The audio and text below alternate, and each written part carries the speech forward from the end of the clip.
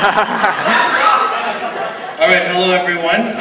Thank you so much for giving us the time to come here. I guess you guys have a chance to see what our theme is for this year. But rather than just present this to you and then walk off stage, I thought it'd be a bit more fun if we had a bit of a story.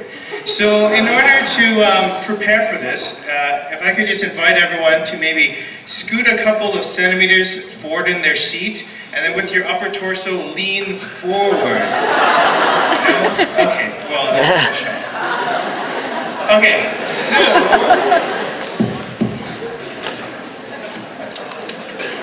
All right, first, cue villains. Once upon a time, in a dark, damp room, nestled under the foundation of University Hall, there huddled together a group of characters.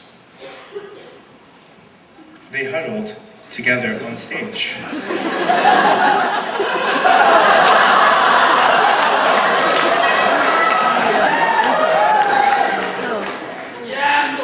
But they were not just any kind of characters. They were nefarious characters. Villains, let's call them. The villains were busily putting on the finishing touches on their scheme. What sort of schemes were they up to, you may ask? Well, they all worked for their big boss named General Apathy.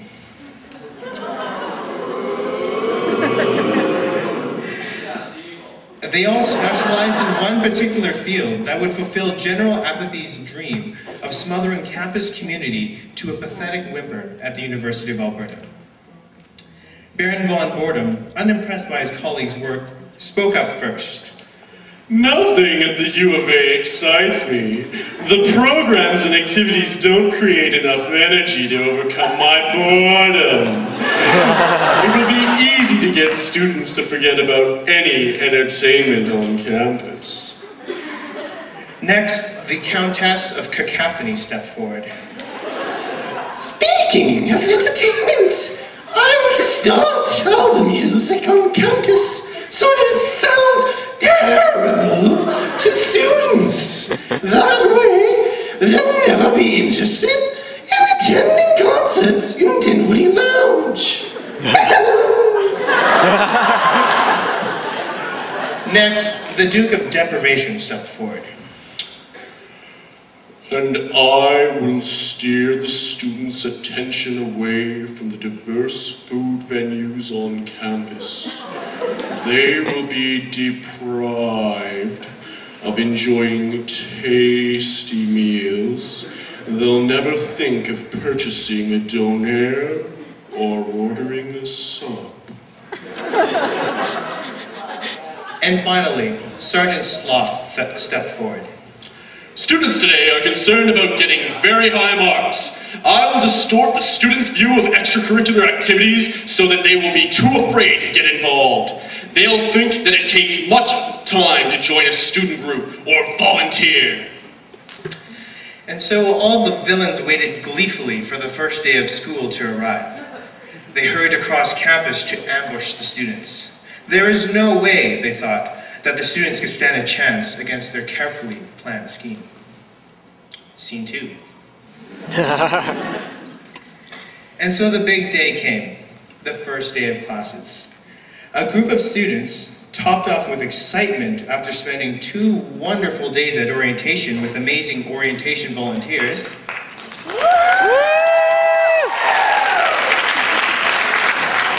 these excited students walked through campus with a lively hop on their step.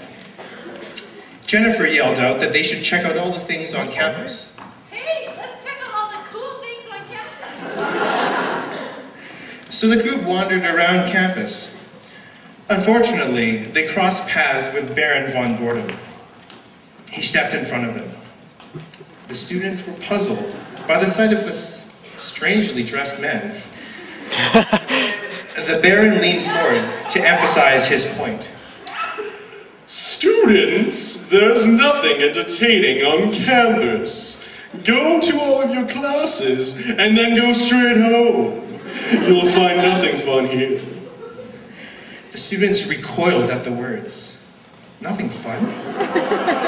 The Baron's words clouded Katie's and Kate's thoughts. They remarked that everything around them did look dull. Everything looks dull.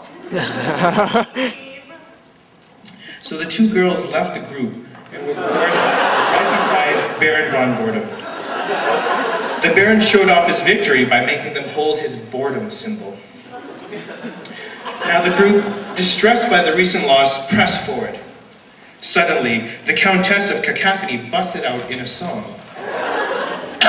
Students, can you hear the sound of my lovely voice? I capture the essence of all the bands that visit campus.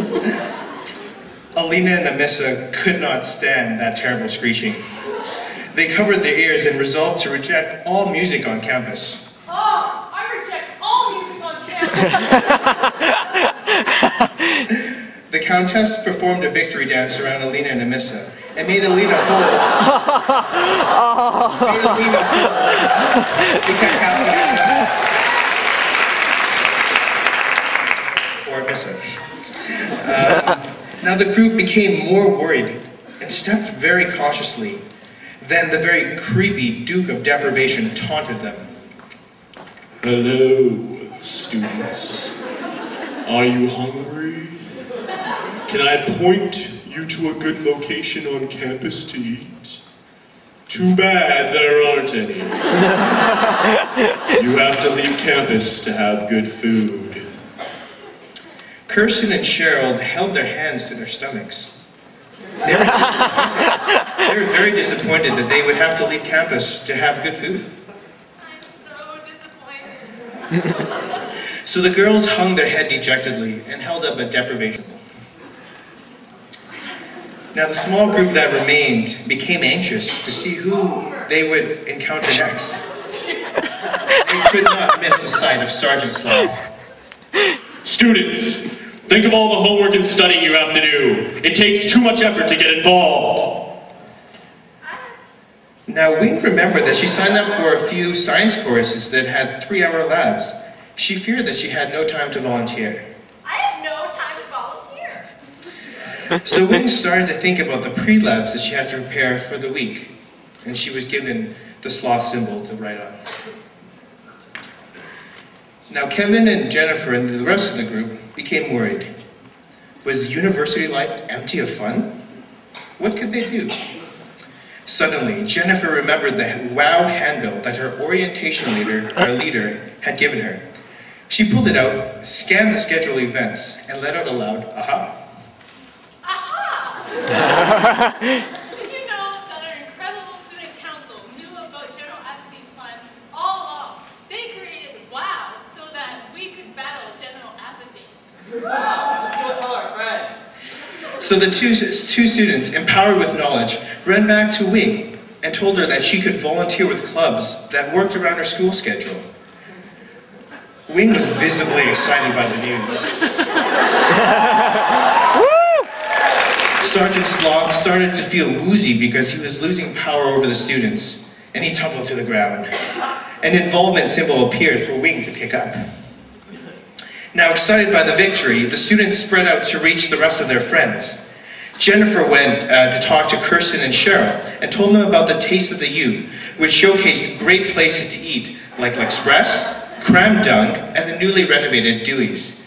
And the Duke toppled over, and a food symbol popped out for Kirsten. Aww.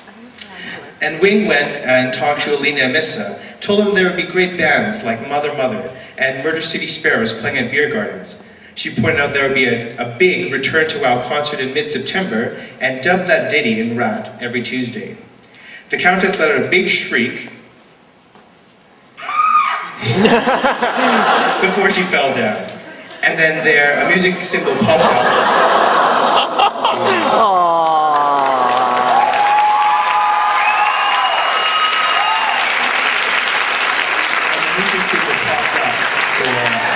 And Amissa to hang on to. And Kevin ran over and told Kate and Katie about the improv, the trivia, and the sleeping bag drive-in that would happen during WoW. The Baron let out a big sigh and felt sluggish. and there an entertainment symbol popped up for Katie and Kate. Now all the students marveled at the victory over the villains. They gave each other high fives and compared the different symbols that they all received. Two students, however, were sorely unhappy. There was one, he was a tall, lanky man with long hair and the facial hair of a pirate. And the other one, well, he was just a goon. What was wrong with them? What's wrong? We defeated the villains. Then the two students let out an angry roar.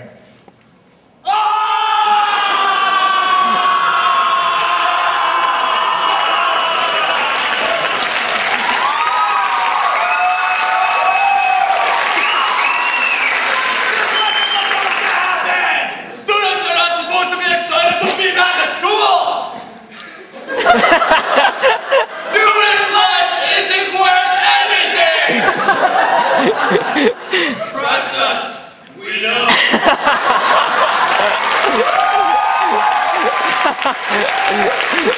And so angry, the mustache man and the goon ran away.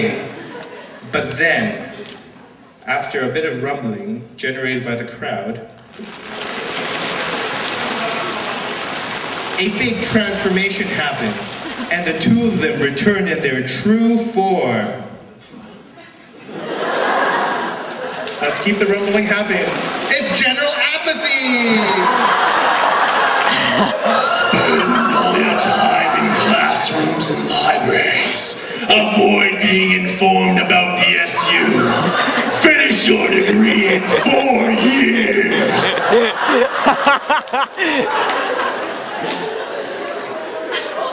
You can actually balance school and extracurriculars. Instead of fighting you, we choose to hug you. General apathy put up a fight as he tried to run away, but the large group surrounded them with a hug. They embraced him as though he were part of the U of A campus. And his heart, unable to contain all the affection, General apathy pushed away the students, tumbled around, and fainted.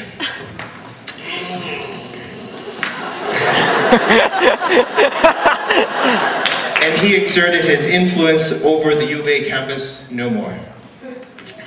Now, unknown to the heroes in the story, their adventure was showcased in front of 600 orientation volunteers to see. And since now they've emerged victorious in this quest, all of the orientation volunteers cheered rambunctiously at this amazing story.